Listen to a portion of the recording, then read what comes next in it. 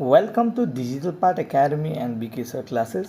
আজি আমি আমাৰ পাৰ্ট 3 ভিডিঅ'টো লৈ আহিছোঁ যোনটো টপ 100 পলিটি MCQ আমি ডিছকাছ কৰিব লৈছিলোঁ ফৰ গ্ৰেড 3 and গ্ৰেড 4 আৰু জলদি আহক আমি এতিয়া ফাৰ্ষ্ট কুৱেশ্যনটো আমাৰ চাওঁ তো আমাৰ ফাৰ্ষ্ট কুৱেশ্যনটো হ'ল who among the following decides the foreign policy of India তো ফৰেন পলিচি অফ ইণ্ডিয়া আমাৰ কোনে ডিচাইড কৰে ঠিক আছে তো চাওক এইটো আপোনালোকৰ লাগিব যে অকল ফৰেন মিনিষ্টাৰ নহয় কিন্তু আমাৰ ফৰেন পলিচিটো শ্বেপ কৰোঁতে ডিচাইড কৰোঁতে বা বনাওঁতে ফ্ৰেম কৰোঁতে একচুৱেলি চাওক আমাৰ কেইবাটাও ইম্পৰ্টেণ্ট মিনিষ্ট্ৰী দৰকাৰ হয় বিশেষকৈ আমাৰ কেবিনেট মিনিষ্ট্ৰীটো আমাৰ চবচে দৰকাৰ হয় ঠিক আছে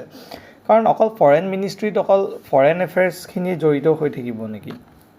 বা ফৰেন আমাৰ যদি চাওঁ আমাৰ ফৰেন ৰিলেশ্যন মেইনটেইন কৰিবলৈ আমাৰ যোনটো মিনিষ্ট্ৰী অফ হোম এফেয়াৰ্ছ বা আমি হোম মিনিষ্টাৰ কওঁ তেওঁ ভাইটেল ৰোল প্লে কৰে প্লাছ আমাৰ ডিফেন্স মিনিষ্ট্ৰী আপোনালোকে ভাবক ডিফেন্স মিনিষ্ট্ৰীটো যোনটো হয় সেইটোতো আমাৰ ডিফেন্স কাৰ ক্ষেত্ৰত হয় ফৰেন কাণ্ট্ৰিজৰ ৰিলেটেডে আমি ডিফেন্স মেকানিজিমটো ৰাখোঁ হয় নাই আমাৰ ডিফেন্স ছেক্টৰটো যাতে ফৰেন এটেক্স যাতে নহওক সেইটো কাৰণে আমাৰ ৰখা হয় সেইকাৰণে এইটো একচুৱেলি মিলি কেনে কৰা হয় এণ্ড ইয়াৰ আনচাৰটো হৈ গ'ল answer number D council of ministers and cabinet ministers ঠিক আছে নাও আমি জল্দিছে চাওঁ আমাৰ ছেকেণ্ড কুৱেশ্যনটো তো আমাৰ ছেকেণ্ড কুৱেশ্যনটো হৈ গ'ল Hindi comes under which of the following categories so our national language india nai moi apnalok koi diu hindi is not our national language amar bharator mane jatiyo bhasha ami jodi sao amar nai etiao ঠিক আছে হিন্দি তো নহয় আৰু definitely নহয় যেতিয়া তো mother টাং of ইণ্ডিয়াও হ'ব নোৱাৰে কাৰণ সবৰে মাদাৰ টাং বেলেগ হয় আমাৰ মোৰ দেন 1000 ল্যাঙ্গুৱেজেছ আছে 1000টাতকৈ ল্যাঙ্গুৱেজেছ আমাৰ আছে ইণ্ডিয়াত ঠিক আছে আমি যদি চাওঁ আমাৰ অপশ্যন সিটো কাৰেক্ট হয় ডেফিনেটলি আমাৰ হিন্দীটো অফিচিয়েল ল্যাঙ্গুৱেজ হয় কাৰণ ওল্ডেষ্টটো আমাৰ আমি যদি চাওঁ সংস্কৃত আহি যাব ইয়াত ঠিক আছে দেন নেক্সট কুৱেশ্যনটো আমি চাওঁ আমাৰ হু among the following head পায়োনিয়াৰ the social political economic theory called scientific socialism তো scientific socialism তো কোনে কৰিছিলে একটু একচুয়ালি কৰিছিলে কাৰ্ল মাৰ্কছে ঠিক আছে আৰু কাৰ্ল মাৰ্কছৰ এখন বহুত ফেমাস কিতাপ আছে আপোনালোকে এখন মনত থব দাস কেপিটেল বুলি ঠিক আছে দাস কেপিটেল আৰু এইখনৰ কাৰণেই কয় এই কিতাপখনে হেনো ৰেসপন্সিবল হয় ৰাছিয়ান ৰেভলিউচনৰ কাৰণে ঠিক আছে লেনিনে ৰাছিয়ান ৰেভলিউচন কৰিছিলে এখন কিতাপ পঢ়ি আৰু কাৰ্ল মাৰ্কছে বেসিক্যালি সাইন্টিফিক সোশ্যালিজম এই কথাটো তেতিয়া আনিছিলে বিশেষকৈ ঠিক আছে নেক্সট কোৱেশ্চন আমি চাওঁ who called the preamble as political horoscope of India constitution তো আমাৰ ইণ্ডিয়ান কনস্টিটিউশন খনৰ ঠিক আছে যোনটো আমাৰ প্ৰিএম্বল হৈ গ'ল সেইটো কোনে হৰস্কোপ বুলি বেসিক্যালি কৈছিলে কে এম মুংশী ঠিক আছে কে এম মুংশী ডাঙৰীয়াই কৈছিলে এইটো তো ফাৰ্ষ্ট গৈছোঁ সোনকালে গৈছোঁ কাৰণ আমি আৰু বহুত কুৱেশ্যনছ ডিছকাছ কৰিব লাগিব আৰু আমি এনেকৈ মই আপোনালোকক কাইলৈও এনেকুৱা হিষ্ট্ৰী আৰু পলিটি দুটা ভিডিঅ' আমি কাইলৈ লৈ আহিম আপোনালোকৰ লাগে সানডে হয় কাইলৈ আমি বেছি একচুৱেলি ফ্ৰী টাইম আছে আপোনালোকৰ লগতো আপোনালোকে কাইলৈ বেছি ডিভোট কৰক কাৰণ পৰীক্ষালৈ বেছি দিন নাই আৰু Now, according to the Constitution of India, Panchayat is accountable to the Panchayati যোনটো আমাৰ পঞ্চায়তী ৰাজ ব্যৱস্থা আছে ঠিক আছে তো হেতু কাৰ প্ৰতি দায়বদ্ধতা আছে পঞ্চায়তৰ তো আমি যদি চাওঁ জিলা পৰিষদটো হ'ব নোৱাৰে আমাৰ পঞ্চায়তটো কি হয় তিনি খলপীয়া হয় আমি গম পাওঁ ঠিক আছে 3 টায়াৰ তাৰে সবচে একদম গ্ৰাছ ৰুটৰটোৱে হৈ গ'ল আমাৰ পঞ্চায়তী ৰাজ ব্যৱস্থাটো ঠিক আছে তাৰ ওপৰত আমাৰ আঞ্চলিক আহে তাতকৈ ওপৰত আমাৰ জিলা আহে তো জিলা পৰিষদ হ'বই নোৱাৰে ষ্টেট লেজিসলেচাৰ নহয় কাৰণ পঞ্চায়তটো ইণ্ডিপেণ্ডেণ্টলি আমি গম পাওঁ কাম কৰে ঠিক আছে আৰু চিফ মিনিষ্টাৰ অফ দ্য ষ্টেটটো নহয় তো ইয়াত কাৰলে হয় একচুৱেলি গ্ৰাম সভা আৰু গ্ৰাম সভাখনতে আমি যদি চাওঁ আমাৰ ইণ্ডিয়াৰ আমি ডাইৰেক্ট ডেমক্ৰেচিটো ফলো কৰোঁ ডাইৰেক্ট ডেমক্ৰেচি আমি যদি চাওঁ আমাৰ ইণ্ডিয়া যিহেতু বহুত ডাঙৰ দেশ নহয় বাকী ক্ষেত্ৰত আমি ইনডাইৰেক্ট ডেমক্ৰেচি ফলো কৰোঁ কেনেকৈ আমি আমাৰ যোনখিনি মানে প্ৰতিনিধি তেওঁলোকক ৰিপ্ৰেজেন্টেটিভক ভোট দি উঠাওঁ আৰু তেওঁলোকে বেসিক্যালি ডিসাইড কৰে আমাৰ কাৰণে কি ল আনিব নানিব তো হেতু ইনডাইৰেক্টলি কৰি আছে আমি ডাইৰেক্ট পাৰ্টিসিপেট কৰিব পৰা নাই কিন্তু গ্ৰাম সভা এনেকুৱা এটা অনুষ্ঠান য'ত আমি গম পাওঁ আমাৰ ডাইৰেক্ট পাৰ্টিসিপেশন আছে যে এই কিবা এটা আপোনাৰ সাপোজ PMAY ঘৰ হৈ গ'ল বোলে PMAY ঘৰত বেনিফিচিয়াৰী লিষ্ট কিবা খেলিমেলি আছে নেকি বা হ'বনে নহয় সেইখন সবৰে মতামত লোৱাৰ পিছতহে একচুৱেলি সবৰে সাইন হোৱাৰ পিছত আৰু মতামত লোৱাৰ পিছতহে আমি গম পাওঁ আগবাঢ়ে তেনেকুৱা বস্তুবিলাক সেইকাৰণে গ্ৰাম সভাটো আমাৰ হৈ গ'ল কি হয় পঞ্চায়ত কাৰ দায়বদ্ধতা থাকে গ্ৰাম সভাত বেছিকৈ একাউণ্টেবল হয় গ্ৰাম সভালে আৰু গ্ৰাম সভাতে আমি গম পাইছোঁ ডাইৰেক্ট ডেমক্ৰেচি আমি আমাৰ ইণ্ডিয়াত আমি